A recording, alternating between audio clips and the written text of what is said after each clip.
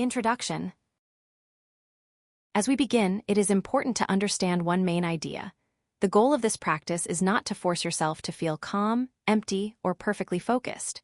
Many students think meditation means having no thoughts at all, but that is not how the mind works. The mind naturally produces thoughts, memories, plans, worries, and distractions. So if that happens during meditation, it does not mean you are doing it wrong. It means you are noticing your real mind. Today, your goal is much simpler and much more important. Just notice. Notice when your attention is on the breath. Notice when it moves away. Notice when thoughts appear. Notice when your mind starts wandering. This is the skill we are beginning to build. In fact, mind wandering is expected. It is normal. Every human mind does this, especially when you are still learning to pay attention on purpose. What matters is not preventing distraction.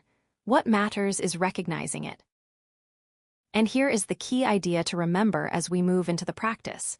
Each time you notice that your mind has drifted, and each time you gently bring your attention back, you are practicing meditation successfully. That moment of noticing and returning is the training. In the next slide, we will look at the simple structure we will follow so you know exactly what to do step by step. Guided meditation structure.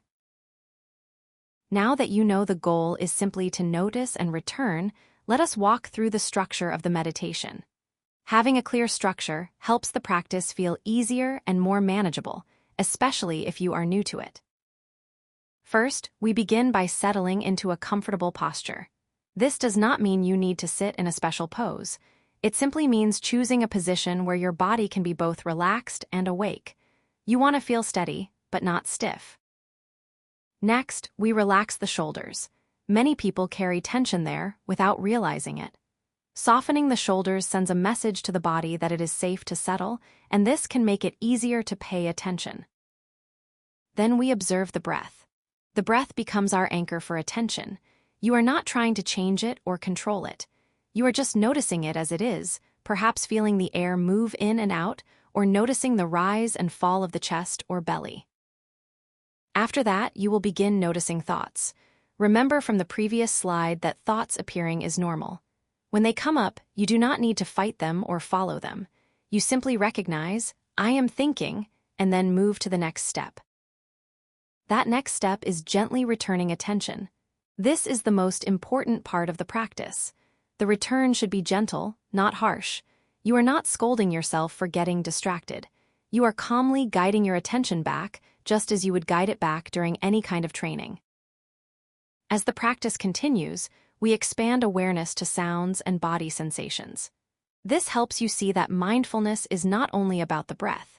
It is about becoming aware of what is happening in the present moment, inside you and around you, without immediately reacting. Finally, we close with a deep breath. This gives the practice a clear ending and helps you transition back into the rest of your day with a little more awareness. So this structure gives you a simple path. Settle, notice, return, expand awareness, and close. In the final slide, we will end with an important message that helps you measure success in meditation in the right way.